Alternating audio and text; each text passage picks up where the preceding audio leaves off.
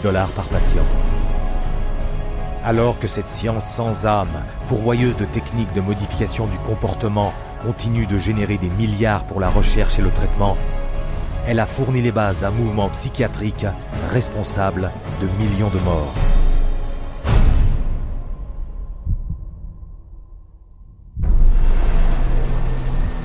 January 1945. As World War II comes to a close, the full horror of Hitler's final solution is exposed. With grotesque killing factories, unparalleled in human history. Mass graves filled with corpses of men, women and children, murdered by starvation, bullets and poison gas. What could drive men to commit such atrocities against their fellow human beings?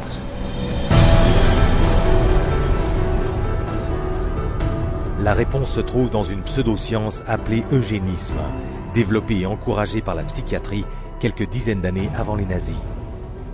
The eugenics movement got started in 1883 with Francis Galton, and he felt that human beings should take evolution in their own hands, and that the most talented individuals, the most healthy individuals, the most attractive individuals should have more offspring. There was great concern that people that they considered had poor genes were reproducing faster than the people they considered had good genes. They felt that a medical solution might be the proper one. This is what led to the sterilization movement.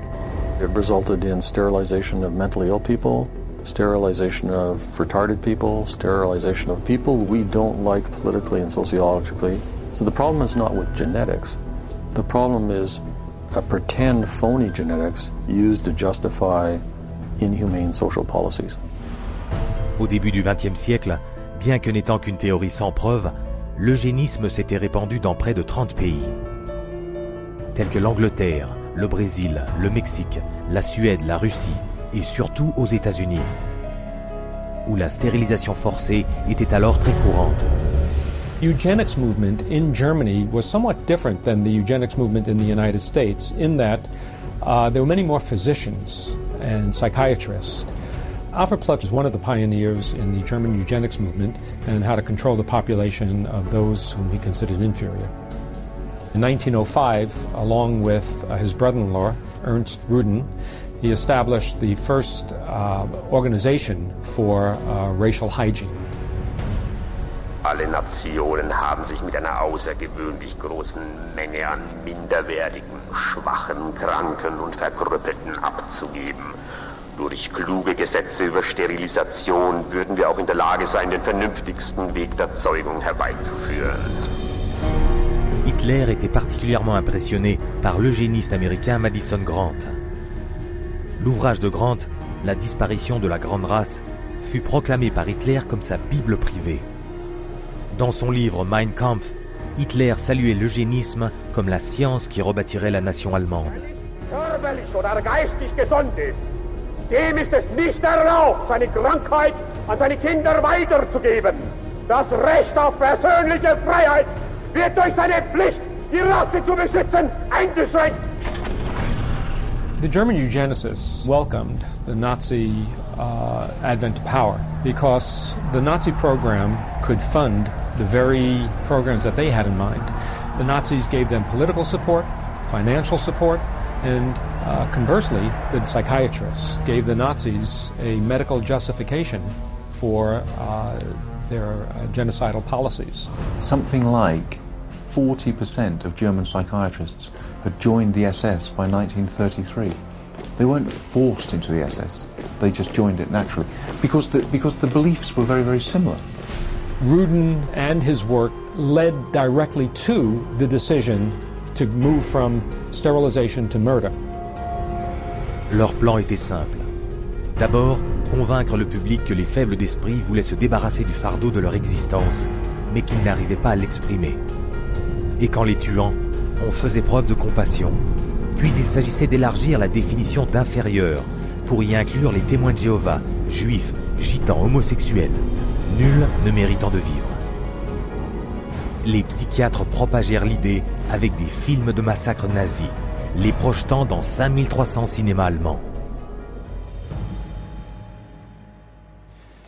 Geisteskrankheit ist als ein Erbübel eine der größten Gefahren für die Volksgesundheit. Irrtum ist, dass sich solche Kranken glücklich fühlen und am Leben hängen. Sie haben überhaupt kein Daseinsbewusstsein. Wer von ihr befallen wird, dem ist die schwerste Last des Schicksals auferlegt. Ein Dasein ohne Leben.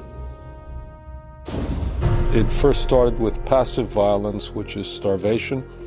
It then intensified to lethal injections, and finally it developed into systematic gassing and cremation.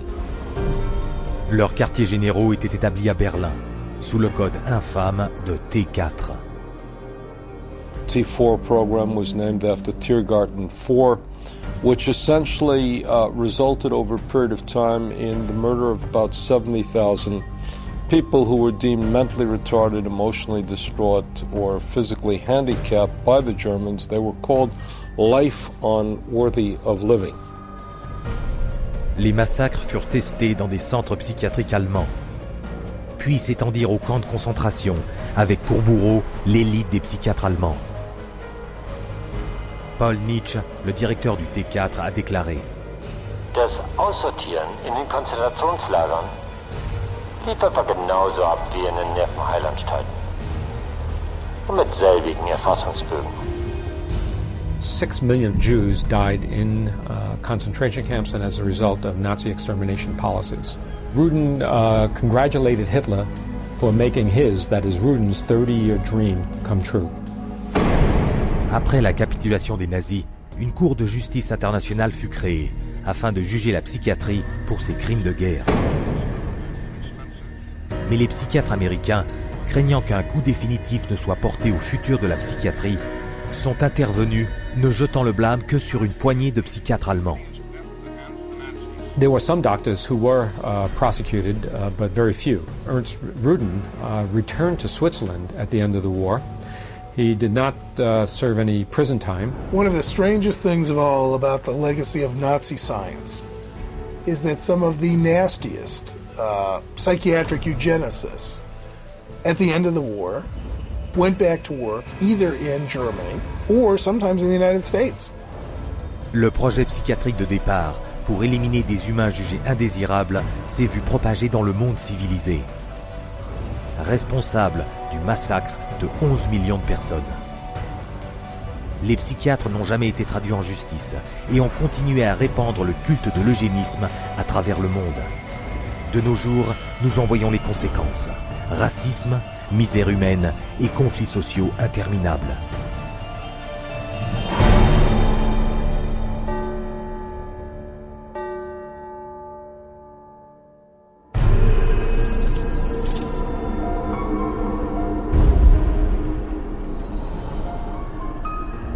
After World War II, a new eugenics was resurrected out of the bones and ashes of the old eugenics. The eugenics movement has been at the forefront to establish a new scientific racism that justifies oppression and exploitation and racism. En fait, le racisme fait partie intégrante des origines de la psychiatrie. The entire history of psychiatry, beginning with scientific conclusions that were made in the 1830s, was an effort to prove the intellectual inferiority of African Americans. Benjamin Rush is the father of modern psychiatry. And he is the one that gave us the term nigritude. He said that all blacks have inherited this disease. And this particular disease, it caused them to be inferior. In addition to that, it was the reason why it was very important that blacks remained segregated and separate from whites so that whites did not inherit this disease. Affirmant que la négritude était une forme de lèpre, Rush justifiait la ségrégation comme étant une nécessité médicale. Et cela devint l'argument pour maintenir l'esclavage. The fact that you have brutalized a whole group of people had nothing to do with that. It had everything to do with some genetic link and that basically you were just a diseased person, so when a slave master wanted to get rid of a recalcitrant slave, they could just say, oh, well, they're suffering from this disease. Drapetomania, that is the name of the mental disorder that was contrived by Samuel Cartwright, who said that blacks have a mental disorder if they had a desire to run away from slavery. Running away became such a common problem that psychiatrists attempted to give that a disease. He says, but that's a cure for that. And the question was, well, what's the cure for that? Frequent whippings, frequent whippings. You'd be surprised how that disease clears up when the lash is put in place of their excuses. Après l'abolition de l'esclavage, le racisme psychiatrique a continué et s'est intensifié.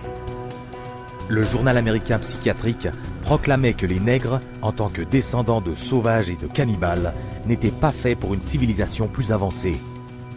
C'est ainsi que leur pseudo-science, l'eugénisme, intensifia le racisme. There is a clear and long and intimate connection between the eugenics movement and the Ku Klux Klan. Harry Laughlin, who was the Carnegie Institution's director of the Eugenics Record Office, had a close relationship to the Ku Klux Klan through the publication of a book called White America, which was written by a major Klan leader. So Laughlin wrote a glowing review of the book in the Eugenics News. And at the same time, you have the Ku Klux Klan using eugenics to justify their racist goals. Mais le racisme psychiatrique n'existait pas qu'en Amérique. Certains des pires abus du XXe siècle se sont produits en Afrique du Sud, là où le gouvernement adopta les mêmes théories et méthodes racistes qu'Hitler. Ce n'était pas un hasard.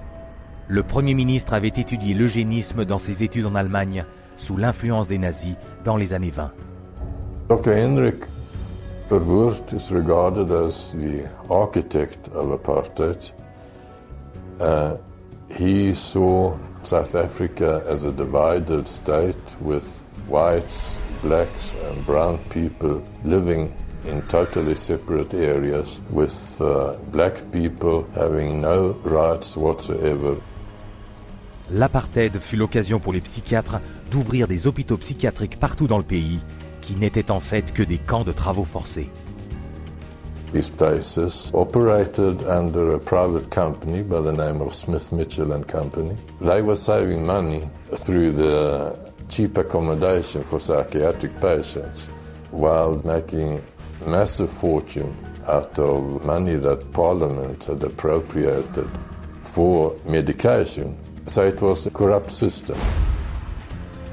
Lorsque cette exploitation fut enfin dénoncée, on découvrit que 67 000 prisonniers avaient péri, tandis que les psychiatres avaient perçu 117 millions de dollars de la part du gouvernement sud-africain. L'Organisation mondiale de la santé publia un rapport disant que la psychiatrie cultivait le racisme et que l'apartheid était comparable à la propriété et au commerce d'esclaves. En 1971, aux États-Unis, le psychiatre Jolie West perpétua le racisme psychiatrique en manigançant secrètement la thérapie par aversion appelée « Centre contre la violence ». Son projet, financé par l'État, implantait des électrodes dans le cerveau des mâles afro-américains et hispaniques quand ils se montraient violents. Si cela ne fonctionnait pas, il les castrait chimiquement avec des drogues. Quand cette proposition raciste se heurta à l'indignation du public, le projet fut vite enterré. Malgré la diminution des théories racistes implacables de la psychiatrie, elle n'était pas éliminée. En 1994, le psychologue Richard Ernstein, co-auteur du livre The Bell Curve, prétendait prouver que les Noirs étaient génétiquement inaptes et de ce fait inférieurs aux Blancs. The Bell Curve really argues a very old eugenics idea. It argues that people are born with different kinds of intellectual abilities, that these are inborn pretty much at birth. It goes back to the notion that somehow black people are genetically and biologically inferior to white people as a way to justify what was really its programs of social racism and social sexism. And you see that kind of thinking going on in public school testing and IQ testing and educational testing and tracking. And this new tool fit into that old mold. It was a new tool that could prove the intellectual inferiority of African Americans. The psychiatric profession has done great damage, certainly in the past, and far too many in the present, too, to subvert democracy and perpetuate racial stereotypes, even more, deep racism in society. We have to battle against this continual misinformation, disinformation, pseudoscience. It can be repackaged in whatever form or format it is. But if it is based solely upon the color of one's skin and then is the merit of that human being, I just reject it. De nos jours, la flamme de la haine continue de brûler, entretenue par des mensonges pseudo-scientifiques. Voilà l'héritage de la psychiatrie, pour justifier le racisme et servir de prétexte à une répression politique.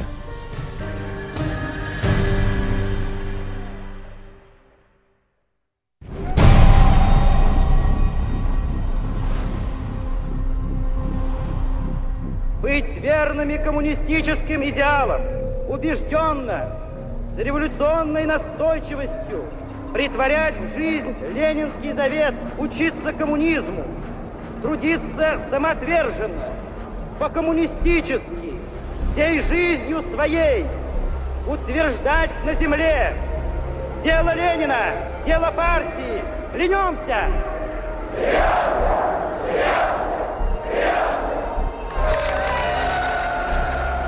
Le régime soviétique exigeait une loyauté absolue. Ceux qui n'étaient pas dans la ligne du parti étaient considérés dissidents et étiquetés comme ennemis de l'État. Rien qu'un mot à la police secrète et ils disparaissaient dans l'un des hôpitaux psychiatriques spécialisés. En dépit des dangers, ces soi-disant dissidents cherchaient à concrétiser leur idée de liberté. Я вел жизнь тайную, конспиративную. Никто не знал, что я это делаю. У меня была маленькая подпольная типография. И я стал делать листовки. Tandis que d'autres se comportaient en citoyens soviétiques loyaux. Я, например, считал, уверенно считал, что я один из лучших советских людей. Когда уже даже меня арестовали и написали особо опасный государственный преступ, я рассмеялся. Я при нем, при этом же самом нынешнем генерале, рассмеялся. А он меня вызывает психиатра на утро. Selon les psychiatres soviétiques, ils souffraient tous de rigidité de conviction. Symptôme d'un nouveau trouble, la schizophrénie stagnante. Вот когда добьешься, тогда я заем. Так, до конца пей. Перепей, ну просто я буду с ним. Ребята, не заставьте его. Давай пей, брат.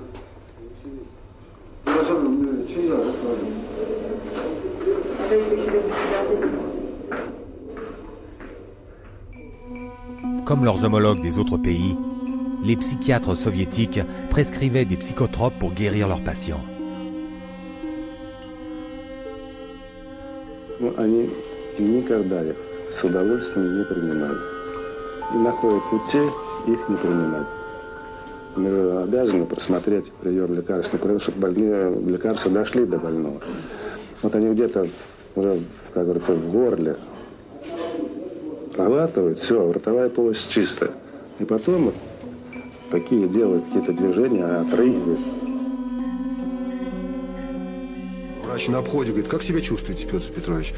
Я говорю: послушайте, вот, там, когда 5 кубиков галоперидола, то надо, например, слюна до полу. Там перекошенность вся, значит, одни мышцы растягиваются, другие сокращаются. Совершенно ужасные позы, лицо все ужасное, на душе страшно просто. Я человека, вот самое главное, описать это состояние невозможно. Санитары совершенно безнаказанно могли избивать. По любому поводу. Или вообще без повода. Вот, например, санитар открывает дверь, и вдруг, если тут ты оказался, например, в проеме двери. И вот этого достаточно было, чтобы, скажем, получить удар. Если больной, скажем, оказывал сопротивление при избиении, то его могли привязать.